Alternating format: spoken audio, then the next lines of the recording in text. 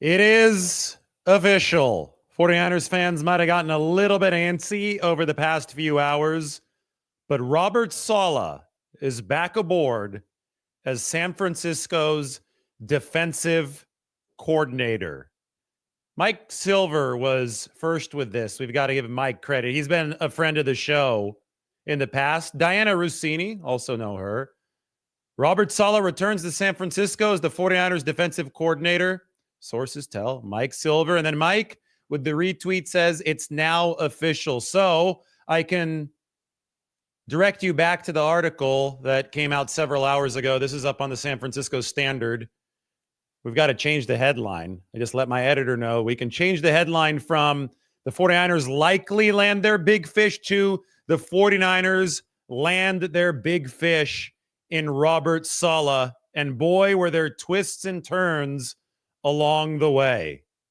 Earlier this morning, I talked about all those twists and turns, and Saleh's Mr. All Gas, No Brakes. That's his slogan. That was the popular rallying cry of the 49ers defense back when Robert Saleh was first with the team from 2017 to 2020, implementing the Seattle-style cover three, and it was a fantastic turnaround for the 49ers. Well, I found it ironic that Mr. All Gas, No Brakes couldn't come to the 49ers because they could not put the pedal to the metal until they had made it through all the twists and turns that were outside of their control. Robert Saleh interviewed with the 49ers on January 9th, which was 15 days ago. He quickly became the 49ers' favorite for this defensive coordinator job. They also interviewed Deshae Townsend, the Detroit Lions defensive backs coach, and Brandon Staley, an assistant coach on the 49ers staff who comes from the Vic Fangio tree and who probably won't be on the staff anymore moving forward since Robert Saleh is going to have a head coach of the defense role. The 49ers have now released a statement that says San Francisco 49ers name Robert Saleh defensive coordinator. I can read the statement or the first line for you here. The San Francisco 49ers and head coach Kyle Shanahan today announced that Robert Saleh has been named the team's defensive coordinator. No quotes from Robert Saleh in this press release, but it obviously goes through his history with the 49ers, which was prolific. You have to remember where the 49ers were when Robert Saleh first came aboard as the defensive coordinator alongside Kyle Shanahan, the head coach, in 2017. The team was not good, and the first 2 years for Robert Saleh as defensive coordinator did not finish in good defensive rankings. There were a lot of short-sighted fans who are celebrating Robert Saleh's return to the 49ers now who wanted him fired back in 2018. But once he got the talent that he needed, he turned this defense into a juggernaut. This starts with 2019. Blue is good, red is bad. The 2019 49ers defense knocked on the door of historical greatness. I will argue that they didn't quite get there, but they definitely knocked on that door. Those who remember the 2019 season and the jolt of adrenaline that it was to a franchise that had been through a really tough decade or half decade ever since Jim Harbaugh was forced out after the 2014 season.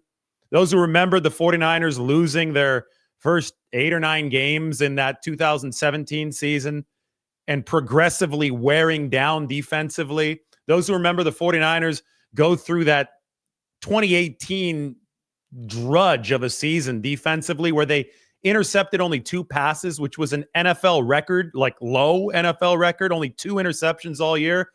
The people who got to see Saleh's defense, once it was supercharged with talent in 2019, will always remember where they were when they first knew that the 49ers were going to be dominant. I personally will say first drive, Nick Bosa, D Ford roaring around the edge. The 49ers moved to the wide 9, and compared to the team the year prior that didn't have a semblance of an edge rush, Cassius Marsh was the 49ers' best edge rusher in 2018. Once I saw Bosa and D Ford coming around the edge with Armstead and DeForest Buckner on the inside, DJ Jones' depth for the 49ers, I knew that this was going to be a night and day difference from 2018. I think that the true christening came in week 6 against the NFC champion Rams down at the Coliseum. It was a hot October day down in downtown Los Angeles, and the 49ers were 5-0, but the Rams were a good team as well, obviously coming off that NFC championship, and they were favored over the 49ers. But the 49ers completely stonewalled them, first at the goal line and then repeatedly on 4th down over the course of the second half.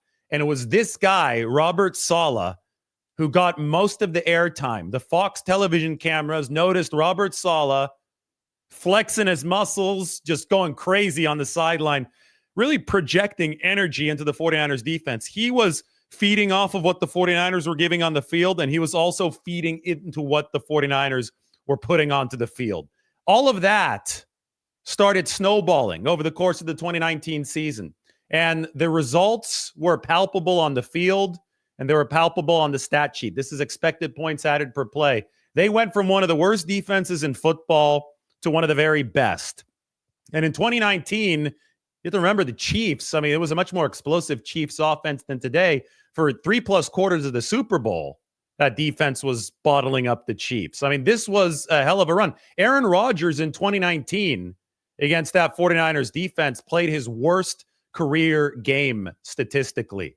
Aaron Rodgers averaged 1.7 net yards per pass attempt on Sunday Night Football against the 49ers in a 37-8 loss. And then they skunked him again in the NFC Championship. They got the Minnesota Vikings. There were also dramatic moments. It wasn't just all blowouts. It wasn't just all obliteration, courtesy of Robert Saleh's defense. There was also the win at the goal line in Week 17 at Seattle, which earned the 49ers the number 1 seed, where Dre Greenlaw stonewalled Jacob Hollister by an inch.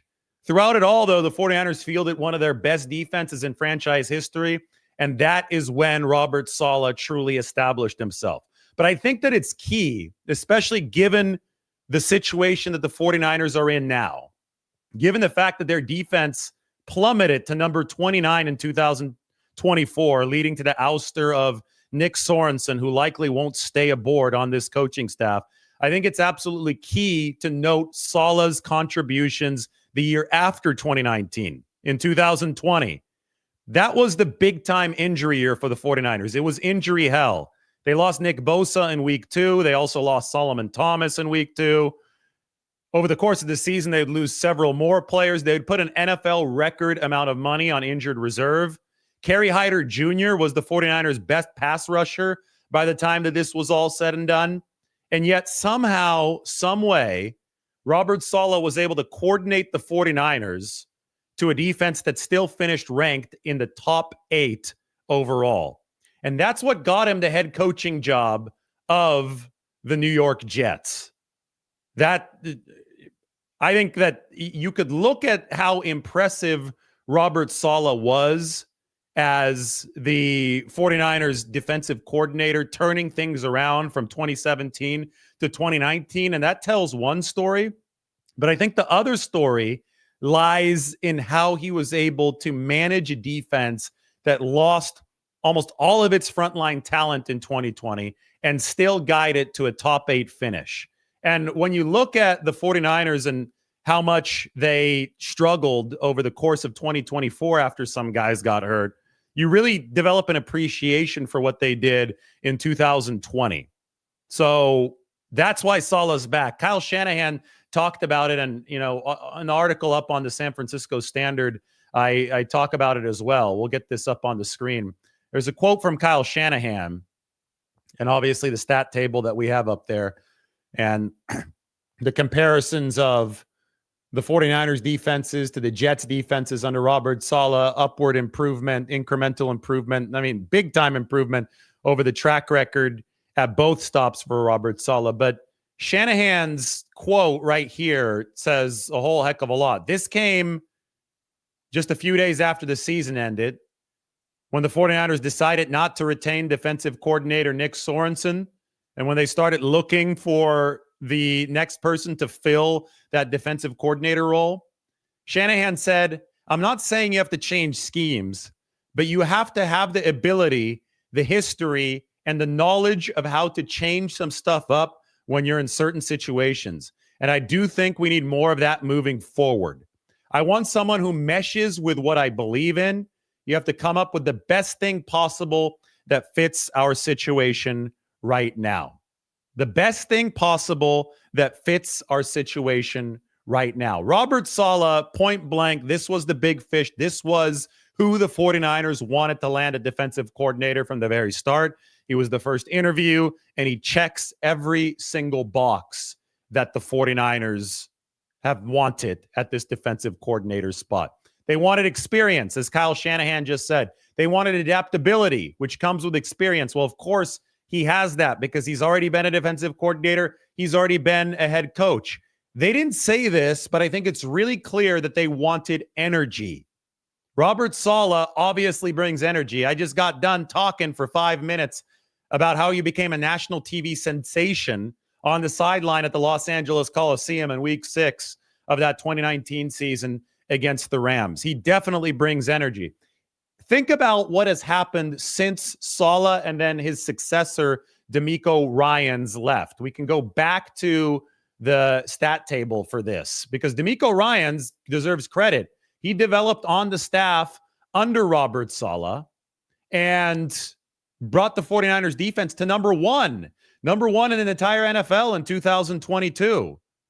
So DeMeco Ryans was able to take what Saleh built. He was a linebackers coach on the staffs under Robert Saleh in 2017, 2018, 2019, and 2020. But then when he became the defensive coordinator, he figured some stuff out. They got some better personnel by 2022. Charvarius Ward was a big addition at cornerback. And he turned this into the number one defense in football. Both Saleh and DeMeco Ryans were fiery leaders of men on the football field. Then it came to 2023, and the 49ers ran out of in-house promotions that they trusted. And they also felt that they needed to bring in some outside ideas. So they hired Steve Wilks, who instead of starting out on the field was up in the booth. And it was a different style of leadership that didn't exactly produce the results that the 49ers wanted. Both Wilks and then his successor, Nick Sorensen, were not nearly as fiery as DeMeco Ryans or Robert Saleh before them. So I think that it's worth saying, and this might have never been stated by Kyle Shanahan, but I think that it's obvious when we look at the results and we look at demeanors and we look at energy of this 49ers team, it's obvious that they wanted a coach that would bring the fire on the sideline because it seems that this defense really, really responds to that. So to me, that was one of the key criteria for the 49ers, and Robert Saleh obviously checked that box. Now, schematically, this is going to be fascinating moving forward. The 49ers ran the wide nine from 2019 to 2024. Are they going to continue running the wide nine? We'll see. It's worth noting that they brought Chris Kasarik aboard in 2019 under Saleh, and the wide nine delivered these results. Now, it wasn't just the wide nine. The pass rush took the 49ers a long way when they surged from 2018 near the bottom of the league to 2019, the number 2 defense in football, knocking on the door of historical greatness. But the other thing that San Francisco did in 2019 is they started diversifying their coverages on the back end. It wasn't just the cover 3 unit. Joe Woods was the defensive backs coach for the 49ers in that 2019 season, and he began mixing and disguising cover 4 with the 49ers standard cover 3. So quarters with the 49ers cover 3, and the results allowed for an extra tenth, maybe an extra 0.2 of a second for that defensive line, which was overpowering to get to opposing quarterbacks. And that's how the Gold Rush made its money in the 2019 season. Joe Woods left to the Cleveland Browns to become their defensive coordinator in 2020. So the 49ers only had that Saleh-Joe Woods pairing for 1 year. Woods on the back end, Saleh as the defensive coordinator, and Chris Kasarik as the defensive line coach. Johnny Holland was the linebackers coach, and DeMeco Ryans was also on that staff as an assistant linebackers coach. As you can see, in retrospect, that was an all-star coaching staff for the 49ers. I'm sure that Robert Saleh wants to build another all-star coaching staff with San Francisco, and it's going to be fascinating to see how he assembles it, who he keeps, how he's evolved schematically. The New York Jets ran some wide 9 as well, so it's not like he's strayed too far from what worked really well with the 49ers. Just as far as staff members on the Jets go, or staff members who formerly were on the Jets, under Robert Saleh with 49ers ties, Tony Oden, DB coach, had been with the 49ers coaching DBs, and he left with Robert Saleh to New York. And Aaron Whitecotton helped out with the 49ers defensive line back in the day. He left with Saleh to New York as well. It'll be interesting to see if either of those two guys find a role on this 49ers coaching staff. Somebody who's not coming in, Jeff Ulbrich.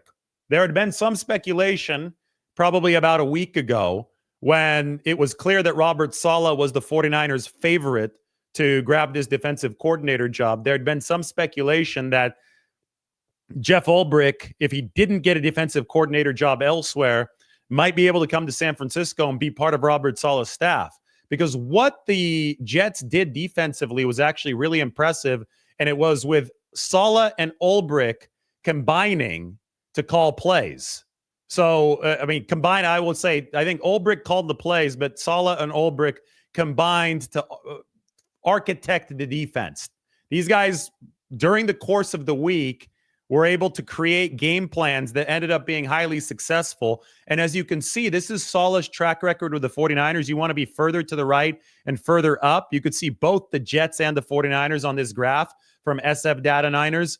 The 2017 and 2018 defenses, those were both good run defenses, but poor pass defenses, which found them in the bottom right. After Saleh had some time to build in San Francisco, he got into the upper right with 2019 first. And then with 2020, even despite all the injuries. Look what happened with the Jets. First year was 2021.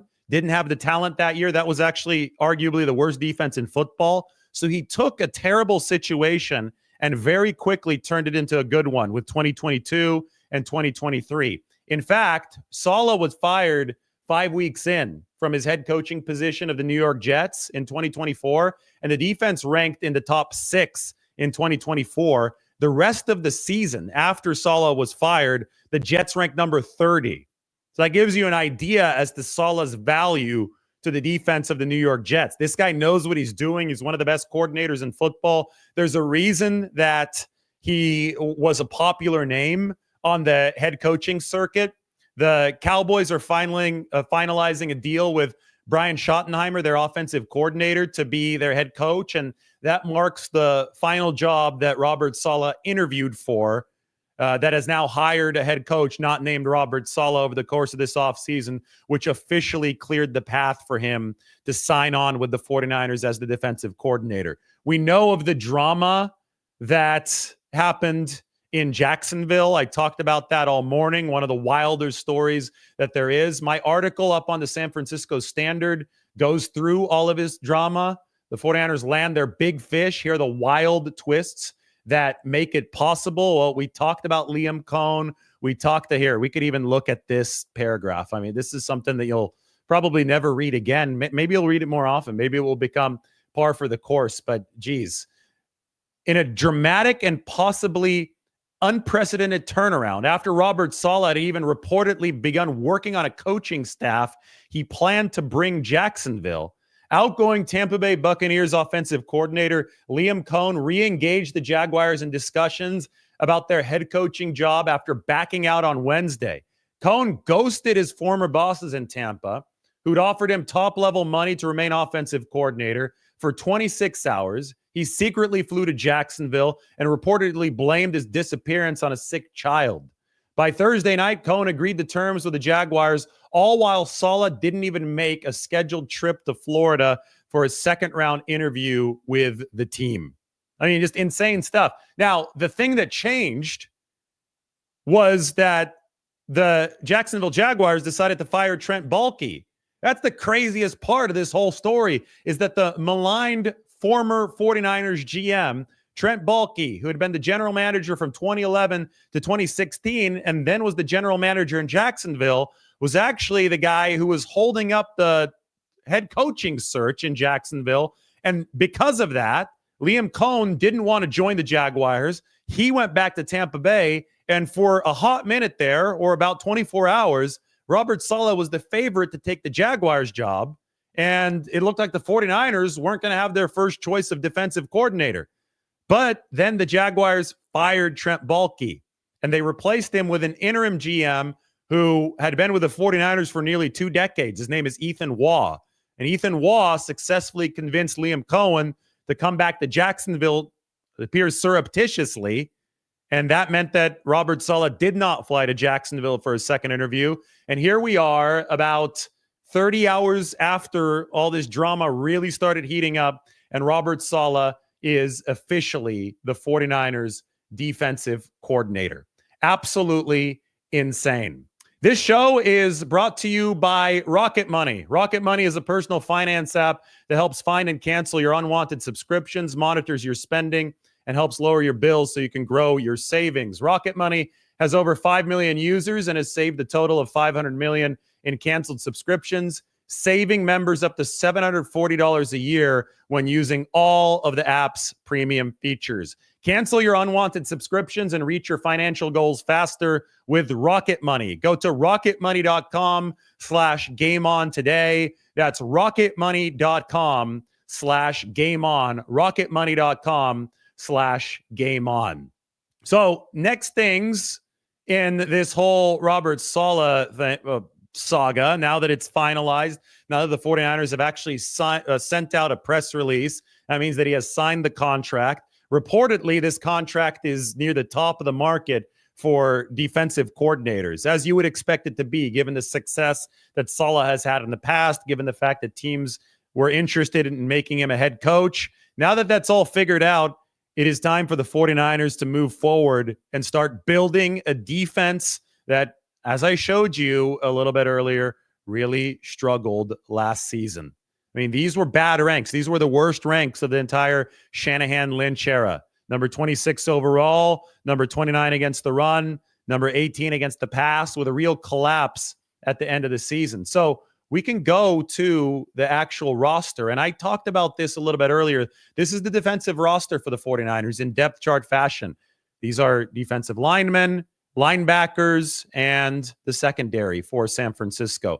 There are a lot of names that still need to be filled into this spreadsheet. In fact, they only have 3 linebackers on the entire 90-man roster right now. No, Dre Greenlaw is currently not under contract for 2025, which is what this sheet represents. So maybe the chances of getting Dre Greenlaw back now that Robert Saleh is back are higher. I don't know. I can't speak on that exactly. I think we need to talk to Robert Saleh. I think we need to figure out what the market for Dre is going to be, since that's a complicated thing, given the fact that he played only 34 snaps in 2024. But what I do know is that the linebacker room is going to have some signings or some additions via the NFL draft. I know the 49ers are going to add a cornerback or 2 or 3 to this room. And I think that they're going to be trying to bolster the defensive line, even though that's the position where the most players remain under contract for 2025. At the moment, like right now, as we speak, the 49ers have only 2 players under contract for 2025 who are on the team when Robert Saleh was last the defensive coordinator in 2020. And that is Nick Bosa and Fred Warner. Those are the 2. That's it. So San Francisco right now is showing Robert Saleh a much different unit than the one that he coached so well in 2019 and 2020. And that's just a story of turnover in the NFL. Now, if they bring back Dre Greenlaw, there's 3. Maybe Robert Saleh can bring over some talent from New York. Talk about Solomon Thomas. I think that's very possible. Solomon Thomas, he played defensive tackle primarily for the Jets. The 49ers like to run this outside-inside thing with defensive linemen. They can use rotational defensive linemen. San Francisco absolutely can use quality, durable, rotational defensive linemen, especially for a price that won't be too high, and the price for Solomon Thomas won't be too high. He's a trusted agent of Robert Saleh's, followed him to New York. I would not be surprised to see Solomon Thomas back in a 49ers uniform. Then there's the question of Javon Kinlaw, who followed Robert Saleh to New York after his contract with the 49ers expired. Could he end up back in a 49ers uniform? Maybe. The question of DJ Reed, the cornerback who got away, who ended up starring for the Seahawks and then the Jets. I just showed you guys the roster. The 49ers need to add corners. I mean, right now, it's bare bones behind Diamond Lenore, Ronaldo Green, and Darrell Luter Jr. There's nobody here in that cornerback depth. Made DJ Reed make his way back to California. He's a Bakersfield native. The one who got away was poached off of the waiver wire by the Seattle Seahawks in the 2020 offseason. That's when things really started to go bad in that tortured year for San Francisco. So these are all questions. Who is Robert Saleh going to bring as far as the coaching staff goes? Is he going to bring any players with whom he's familiar? He's going to run this like the head coach of the defense, and the 49ers need a turnaround in the worst way defensively, because it was the defense that didn't bring up the rear. That was the special teams unit, and the special teams still needs its coordinator. That search is ongoing for the 49ers, but the defense certainly collapsed at the end of the season. And now San Francisco gets that fresh, energetic blood. Robert Saleh, the big fish. They land him at that defensive coordinator spot. The way that I put it in the first sentence of this article up on the San Francisco Standard, all gas, no brakes, the popular rallying cry of boomerang 49ers defensive coordinator Robert Saleh is a team slogan once again, although it took more hairpin turns than the windy coastal road to Big Sur to reach a straightaway. I already say the vibes, if we want to talk about vibes of an offseason, the vibes of this 49ers offseason are already a lot better than the vibes of the last 49ers offseason. You could think of all that they've done, and the season ended on what, January 5th? It's January 24th. 19 days later, they've replaced defensive coordinators. They've gone back to one of the best in the game in Robert Saleh, so they have top dollar experience at that defensive coordinator spot. They fired their defensive coordinator, Brian Schneider, and they've interviewed some potential replacements. We'll see who ends up replacing Brian Schneider. They're obviously now working toward the 2025 player free agency window. Players who were on the 2024 roster remain under contract with the team through March, and then the 49ers are going to turn the page and begin signing new players. They've already begun some of the reserve future contract signings, and they're going to continue with even more, obviously, once the calendar does turn to March and the new league year does begin. They have verified that they're already making some cap-clearing moves. One of those is Javon Hargrave is going to be issued a post-June 1st release. There's a chance that he comes back, but if he does, it's going to have to be at a reduced salary from last season. They've already done the maneuvering with a non-guaranteed money to make the post-June 1st release feasible. So the deck chairs are already being rearranged. And a big one today, who's going to run the defense, is now official for the 49ers. The rest of this offseason, I think we could buckle up. It's going to be fascinating because I could go back to what I talked about 10 minutes ago. Saleh's got to build a staff. He's got to collaborate with the front office to figure out how they're going to stock up this defense talent-wise. We have looked at the metrics. The run defense has not been good for 2 years for the 49ers. They need more at every single level for that run defense to be better. That's not just a D-line thing. It's not just a linebackers thing. It's not just a DB thing. That is a holistic thing, and I think it's also a schematic thing for San Francisco. I think that Kyle Shanahan said it himself. Adaptability is going to be really important. To me, that means a little bit more blitzing at opportune times. You see Brian Flores doing that. You see Steve Spagnuolo doing that. And I don't think that the 49ers want to blitz nearly as much as some of those top blitz cornerback defensive coordinators in the league. You wouldn't go out and get Robert Saleh if that was your goal, right? Robert Saleh is somebody who actually was last in the league in blitz rate twice in his 4 years with the New York Jets, was near last in the league multiple times when he was with the San Francisco 49ers from 2017 to 2020. But he showed adaptability in 2021, and he showed adaptability in 2024 with the Jets. And I would say that he showed adaptability in 2020 with the 49ers when Nick Bosa was hurt and a lot of pass rushers were down, and he upped the blitz rate. They didn't up the blitz rate this last year, even when they needed to, and they got roasted for it. And even when they did blitz with Nick Sorensen, it wasn't effective. So they need somebody who knows and has that feel and has that touch, is able to bring the pressure when that pressure needs to come to disrupt games. They need to be able to break away from tendency at opportune times to win the chess match against opposing offensive coordinators. And I do think that the 49ers believe that that is possible. All right, it is time to answer some of your questions. Exactly 30 minutes into this show. What is going on? We're 556 comments in. Hopefully everybody's having a good Saturday night. And let's get to talking. Is it Friday? It's Friday. Lombardi herself says that it's Friday. I thought it was Saturday. I lose track of time. I like every day. When you're not going into the office anymore, it's the off season. The days kind of blur into each other. We're leaving town on Sunday morning. So I guess it's good it's not Saturday because I wouldn't be ready to leave town tomorrow. All right, questions. Could Bobby Slowick return? Interesting question. Bobby Slowick out as Houston's offensive coordinator. Last seen with the 49ers as the pass game coordinator. I think it's definitely possible. I think Kyle Shanahan's trying to bolster his offensive staff, and Clay Kubiak in line to get that promotion to offensive coordinator.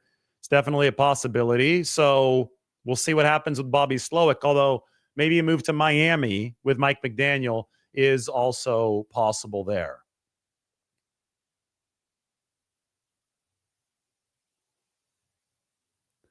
Will Robert Saleh take part in the combine? Coaches usually do.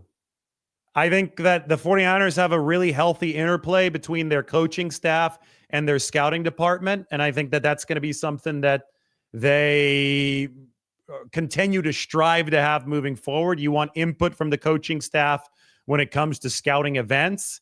And then you want the scouting department also to have its voice heard. You just want that back and forth because that helps you find players that specifically fit your system. And that generally means coaches taking part in some of the combine activities. A lot of the interview process is important for coaches to be at, especially since Saleh is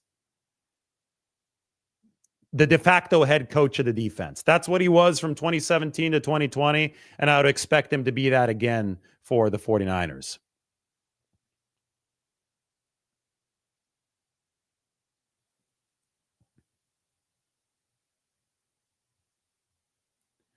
What are the odds of getting a new kicker? The uproar about Moody is getting uncomfortable. I personally predict that the 49ers will bring in competition this offseason and then let it play out over offseason and training camp and then see what happens. I don't think, I could be wrong, but I just don't think that they're going to let Jake Moody go, especially since it seems that a lot of his struggles were injury fueled. At least the psychological aspect was injury fueled. He was 13 of 14 before the high ankle sprain. I just don't think they're going to cut him and let somebody else sign him so he can kick well for somebody else if they still have 2 years of team control here. So why burn the team control and when you could just sign somebody to compete with Jake Moody instead?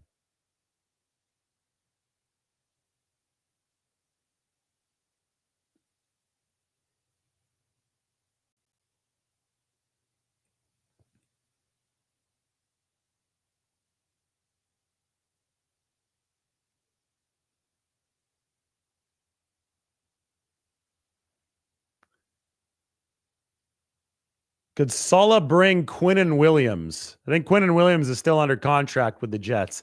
You can't just bring players with you. Players follow coaches. Let's put it that way, okay? Colin asks, will George Kittle get an extension? Yes, I fully predict that to happen this offseason. In fact, I'll show you this. I've been writing a ton about the 49ers salary cap. This is why you should go join the San Francisco Standard. This big salary cap piece that I came out with just a few days ago, it looks at the projected caps. It looks at the 49ers cap management. It looks at all the big contracts that they've handed out. And one of the predictions that I made for the 49ers was that they are going to try to extend George Kittle. Let's find his name here. Kittle. There it is. Right here.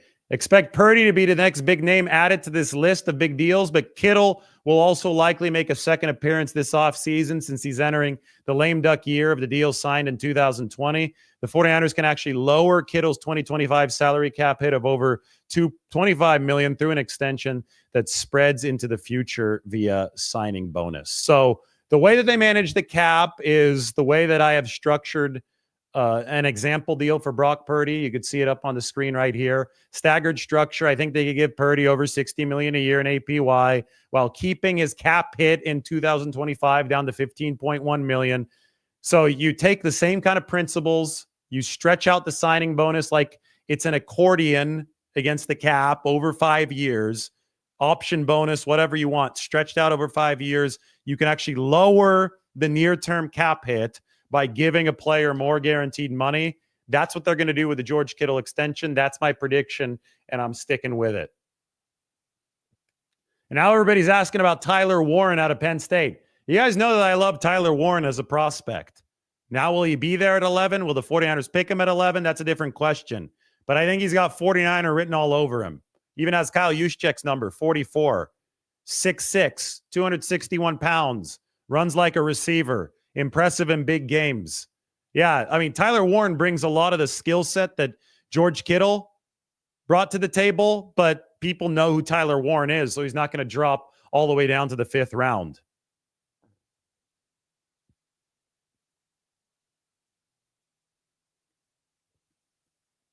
We got people thinking that the 49ers are going to be the Super Bowl champions now this next season. You know, one thing that I've seen people worried about regarding Robert Saleh is, well, what if he leaves after 1 year? Guys, if Robert Saleh leaves after one season, the 49ers will be doing the happy dance because that will mean that they've likely won the Super Bowl. If Robert Saleh coaches this defense well enough this year to get a slam dunk head coaching opportunity in the 2026 cycle, with the quarterback the 49ers have, we all know that Brock Purdy is a really good quarterback. With the offensive weapons that they have, this team is probably going to win it all next year if Robert Saleh delivers well enough in this defensive resurgence to earn a head coaching job next year. You don't worry about when you sign a coach like this. You don't say, oh, God, I hope he stays several years. You are thinking about the now.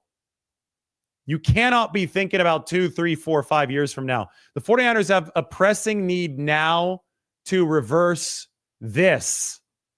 You see that move to red, the trend into red? That is not a good trend for the 49ers. That is what you have to reverse if you were San Francisco. So if he's able to reverse this and give the 49ers what they had in 2022 or 2019, if that's able to happen really quickly, maybe it's not possible, but if Saleh can do that, then he will deserve every single head coaching offer that he gets, and the 49ers will happily watch him walk out that door. That's how this guy thought. And I know over the last 3 shows I've showed this book, but I know that we're talking about a lot of the same stuff. When the coaching carousel is working, and when your team is the factory that you want it to be, coaches will leave for good reasons. And that's when the spirit of abundance comes in. That's where Bill Walsh's coaching tree came from. He had assistants who strove for excellence, who attained excellence, who were hired by other teams. And the 49ers, well, they cared. They had to find a way to replace those guys, but they also had fostered the type of positive winning culture that made it a lot easier to replace those guys. You know, today I saw that KJ Wright, the 49ers linebackers coach, is going to be coaching at the Senior Bowl. I think KJ is a rising star in the coaching community. This was posted by Brad Graham, who was actually on the show yesterday. Brad of the SF Niners. That is his handle, not actually officially affiliated with the team, but he runs a great account. And he scouted out that 49ers quality control coach KJ Wright, the former linebacker of the Seattle Seahawks, is actually one of the coaches for the Senior Bowl. Take a look at this. The reason that I bring this up is because you talk about good organizations and succession plans and the way that good organizations are able to build in talent, younger talent, and develop that coaching talent so that when guys do leave, you have somebody to fill in. When Robert Saleh first left after the 2020 season, it was D'Amico Ryans who was ready to fill in for him. Well, KJ Wright just started coaching. He's new to this. But I think that, former linebacker, was a linebacker under Pete Carroll, was a linebacker under Robert Saleh, who was with the Seattle Seahawks in 2013, who's now going to work under Robert Saleh on the 49ers staff, who is a rising coaching star. He's going to be working with edge rushers at the Senior Bowl. I think that KJ Wright is somebody that you look at if you're worried about Robert Saleh leaving again at some point for a head coaching job. That is a worry that every team wants to have, because if your coaches aren't being promoted, then they're not likely doing a good job with your football team. But when that worry does come to fruition, when guys actually do start leaving, this is why you develop promising coaches under them. And in the case of the 49ers, I think that KJ Wright, just named as a Senior Bowl coach, is somebody to keep an eye out for.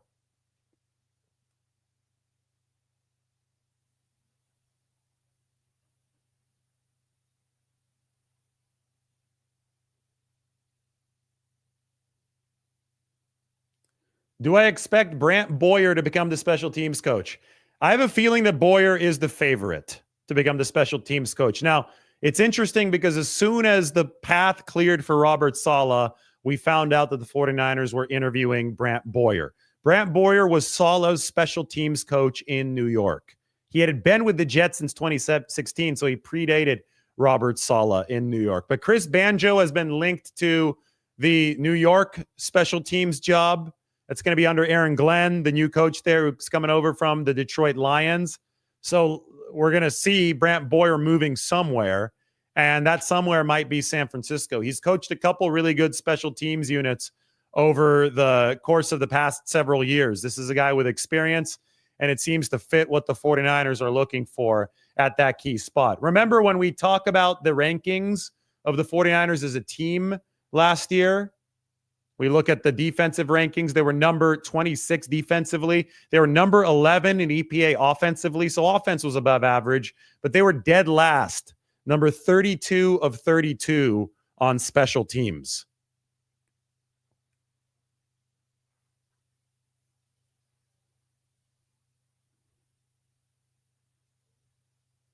How did I like interviewing Saleh? I always enjoyed working with Robert Saleh, and I'm going to enjoy working with him again. I thought it was really cool starting to cover the 49ers in 2017. It was the same year that Shanahan, Saleh, Lynch, all those guys came aboard. I got to cover the build of the 49ers, how they built this team. So I saw Saleh implement the structure of San Francisco defensively. And what they did was really interesting. They put the structure in before anything else. They made sure that fundamentally they were the 4-3, cover 3 defense that they wanted to be before they actually had the personnel to run that defense at full capacity. And I think that discipline, the fact that they didn't cut corners, the fact that they built the structure and then had players enter that system, I think that discipline allowed the 49ers to roar to life once that talent came in, because the talent, it was ready. It was plug and play at that point in 2019. They were woefully deficient in edge rushers in the 2017 and 2018 seasons.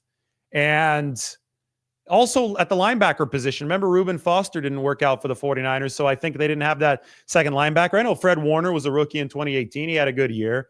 But it wasn't until 2019 that this team got the edge rushing it needed. That came Nick Bosa, first-round draft pick, D Ford. They traded with Kansas City for D. He was healthy at the start of that 2019 season. It was really something to behold. So they got the edge rushers. They constricted the pocket. That was very needed. But with the wide 9, they needed the linebackers. They needed 2 of them to be good.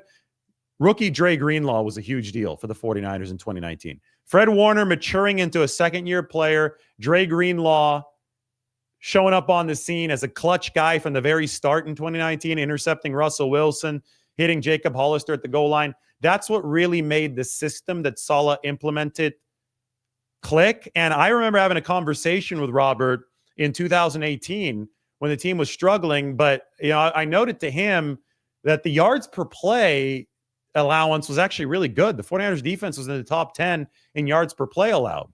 And this really still sticks with me. I still remember walking down the hallway in Levi's Stadium talking to Robert Saleh about this. And basically what his point was that, we're trying to implement the most disciplined scheme that there is. We're trying to keep guys in front of us. That's how the 49ers played the Seattle style cover 3. We're trying to not allow explosive plays whenever we can help it. And we understand that, this is not a perfect defense, that this is still a unit that's being built. But if we fundamentally deliver the basics of the scheme, we will statistically have that structure of hope, right? There's going to be, okay, the 49ers are number 8 or number 7 or whatever it was in yards per play allowed, even though they are struggling on the big picture, even though they're giving up some points, even though they're struggling a little bit more in the red zone, there is that efficiency to point to. And it was like a seed that they had planted that hadn't sprouted yet.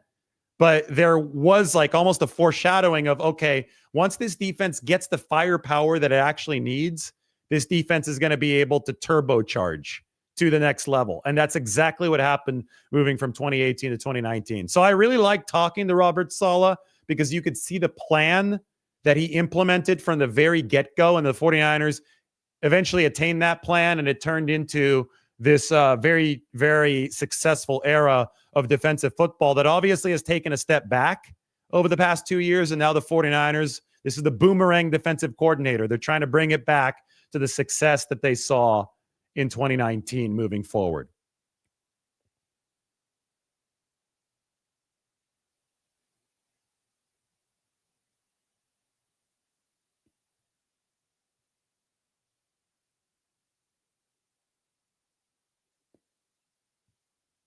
Richard Davis asks, are CMC's best years behind him?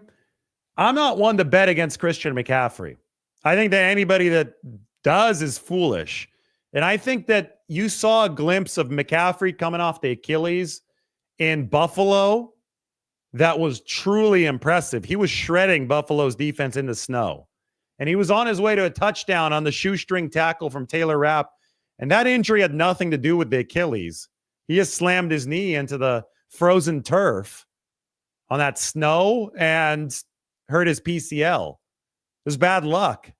So the fact that Christian was looking the way that he did right before that freak injury, I think that could be looked at as a message to the rest of the league. I think that given a full offseason to rest, Christian McCaffrey is going to be a really good player next year. Do not ever bet against future Hall of Fame type talent. And Christian McCaffrey is going to be in the Hall of Fame one day. So I do not think that we have seen the best of Christian McCaffrey, or I don't think we've seen the end of Christian McCaffrey's prime. Still in his late 20s, and the way that he works and the fact that he is such a special talent, I think there's going to be more good stuff coming from Christian moving forward. As Junior says, CMC is coming back with a vengeance next season. Ayuk as well. Ayuk is going to be interesting because he's coming back from a more serious injury at this point. That's an ACL and an MCL. But boy, do the 49ers need him. The 49ers actually averaged the least separation at the time of catch of any team in the NFL. I mean, the offensive line had its issues, right? But the biggest offensive problem for San Francisco was twofold. It was no McCaffrey, run game decimated by the running back injuries. Their first down rushing efficiency was number 20 this year. Normally it's in the top 5. So that was a problem. But probably the bigger issue was the 49ers weren't separating. They were literally ranked number 32, dead last in average separation at the time of catch. So, or incompletion. And they were number 11 the year before. Brock Purdy's numbers against zone coverage were very similar to his numbers against zone coverage in 2023, but his numbers against man coverage cratered this past season, which means the guys weren't separating. So Ayuk, really important. That's why they paid him the money that they did. He's got to deliver. Everybody, there's a ton of you watching right now. I think over 2,000 on YouTube alone. I would love it if you would support the channel and just hit the subscribe button. Not too hard, right? Just go and hit the subscribe button. If everybody watching right now hit the subscribe button, we might shoot up, I think, 1,000 subs. Like, it'd be kind of cool to actually see how quickly this increased. I mean, we're 82. Yeah, I mean, we just increased 17. I'm just refreshing the page and subscribers are coming in, which is pretty damn amazing. So whatever you're doing, if you're on your phone, if you're on the computer, hit the subscribe button and then hit the like button too. We're probably going to get to 1,000 likes. You'd be surprised at what a small gesture does to help the show. At every single juncture of this, I've been here to update you on Robert Saleh. We've gotten it right throughout this entire 2+ week saga. I mean, we've talked about 49ers history. We've talked about George Seifert. We've talked about Bill Walsh. We've talked about Pete Carroll. I've given you the entire scope of the scheme. So just hitting that like button, hitting the subscribe button would be very, very appreciated. Now, also, while you're at it, right here, you have it up on the screen. This is the San Francisco Standard. This is who I write for. Just go check out the Standard. The link is in the description right up here. Link is in the description. Maybe I could even put it into the comments section. Go check out the article. There it is. Boom. Copied it into the comment section, sfstandard.com.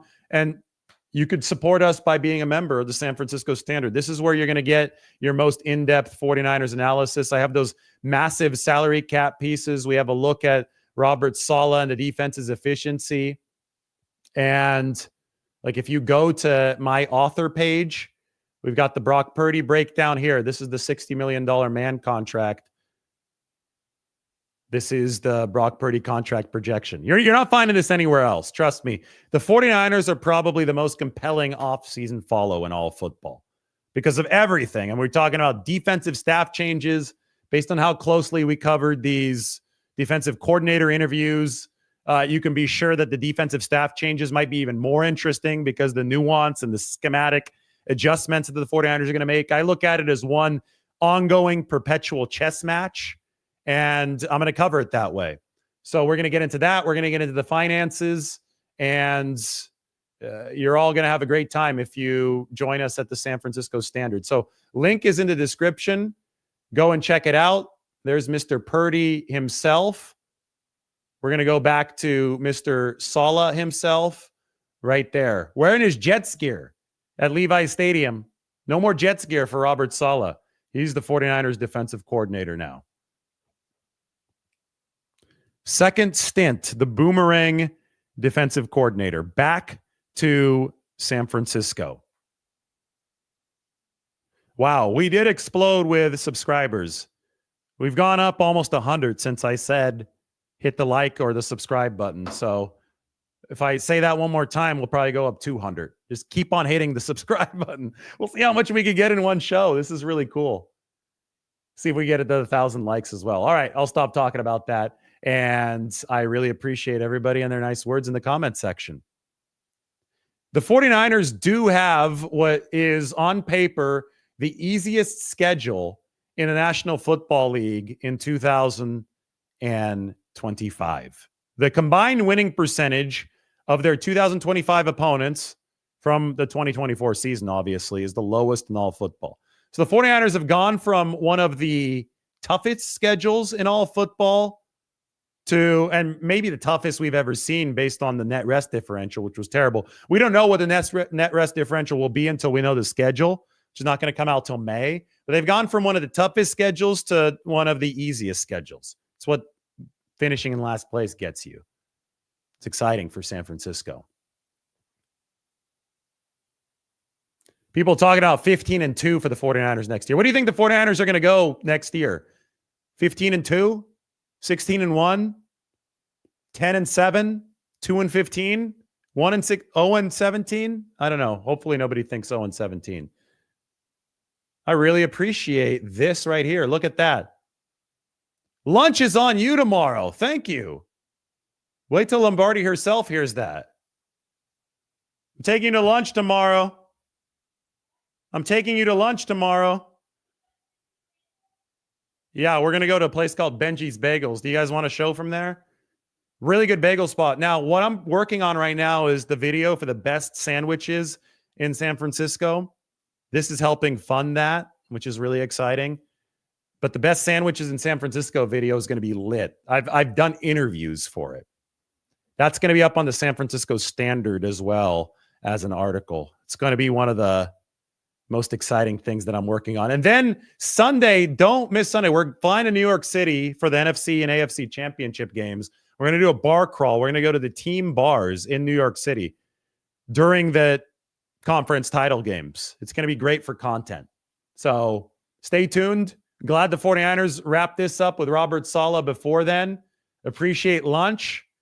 Tomorrow's going to be very exciting. We're going to be on our way. We're going to take advantage of lunch. I appreciate you. But the food is coming.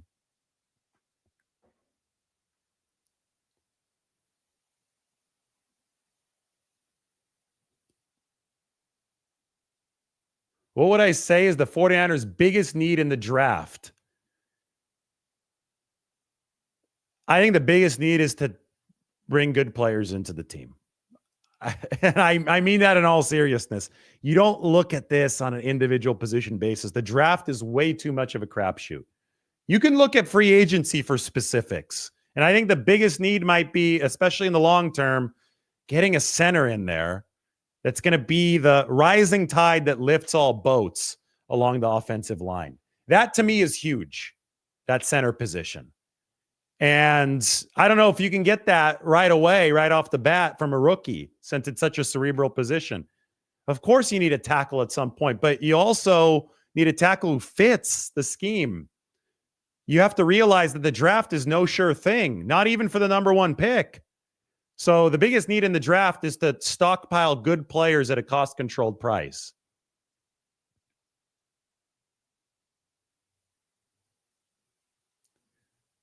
The center from the Falcons is Drew Dahlman. That is the son of Chris Dahlman, former 49ers center.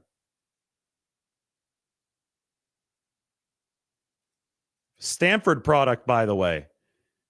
I interviewed Drew Dahlman back when I worked for The Athletic before the NFL draft in 2021. Wrote a big piece on him because I thought that he might be somebody with the 49ers draft. They didn't end up drafting him, but maybe they end up signing him this offseason. Brad is all about getting Dahlman. Brad was on the show yesterday. That was fun. I wish I could find that article that I wrote about Drew Dahlman all those years ago. I'll look for it sometime. We'll put it up on the screen. Appreciate all the love coming in. Thank you. Sorry, I'm not keeping up with all these chats. I mean, there's over 2,000 of you. Kim asks, is Margot going to be on with me? Margot, are you going to be on with me at some time soon? She says maybe. You'll probably have to bribe her with more lunch money, and then she might join at some point. What was that?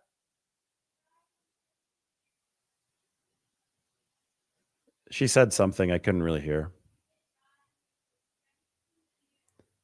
Oh, we're going to Paris in a couple days. Supposedly I could bribe her with French souvenirs. So this is kind of crazy. Like, I don't believe in checking luggage. I just don't. I think I don't like wasting time at baggage claim. And I have been roped into her having to check a bag. And to her credit, she almost never checks bags, which is amazing because we don't get stuck in baggage claim. But I have agreed to one bag being checked because I'm certainly not checking a bag myself for this trip. And supposedly it's so souvenirs can come back. What do you guys think about checking bags? I hate baggage claim. I despise it. I think carry-on's the way to go, but just my thoughts.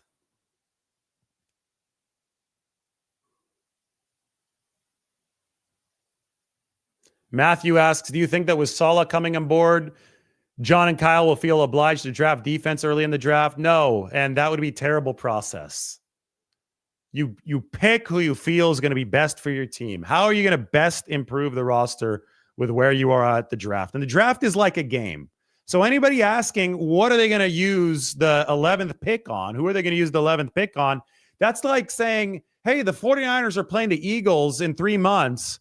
What play are the 49ers going to run on the 11th play of the game?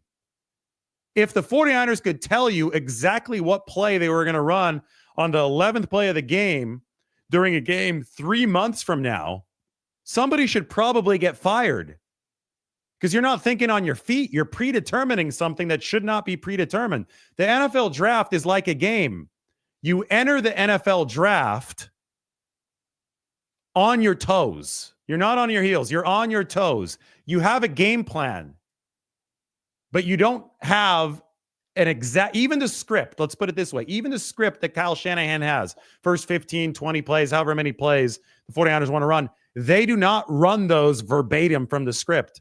They'll get to a situation, 3rd and 6, and they'll pick another play from the script. It's kind of how the draft works. You've got the guys with a first-round grade. You get to pick number 11. You see who you have graded for that spot, and then you make the choice then. You don't go in 3 months ahead of time knowing you're going to pick this guy, because then other stuff is going to happen and it's going to screw everything up, and your preparation is not going to be ideal for the moment. So compare it to a football game. Think of it as something where the 49ers are going to have to be ready on their toes when the actual day of the draft comes.